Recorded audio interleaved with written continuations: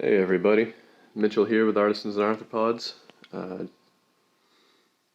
to be answering a very specific question today, real quick, hopefully. You want to make cutting boards like these? Wondering what type of wood glue to use? Well, we got the answer for you. So there's a couple things you're going to want to consider when you're talking about a wood glue for cutting boards, and that of course is like you want some water resistance. You want a good strong hold between the pieces. And then cost. Cost is a factor too, right? I mean, if we're going to be making a lot of these things, selling them at craft fairs, other places, we want to use the cheapest solution that we can that's going to cover all our bases, right? So let's get into it. All right, here's your answer. Titebond 2.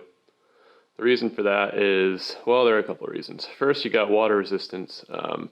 You should never soak a cutting board in water. It's going to cup, it's going to bow, different glued up pieces are going to come apart. That's going to be true more or less whatever wood glue you use, but you're going to get a little bit of water resistance out of Titebond 2, so that's going to let you do things like cut tomatoes on this cutting board and not have to worry about it separating. You can leave a little liquid on there every now and again, don't have to worry about it. Titebond 3 is going to do the job. It is. They both have good strength. Titebond 3 does have a fair amount of water resistance. Okay, so for the most part, we got two options that most people are going to consider right off the bat, right? You got Titebond 2, you got Titebond 3. So what's the difference? First off, Titebond 3, from what I've seen, is more expensive. So right there, it's got some points against it. Claims to be waterproof. I don't think any sort of glue joint is ever waterproof. You're going to store this cutting board outside, you really shouldn't soak it anyway.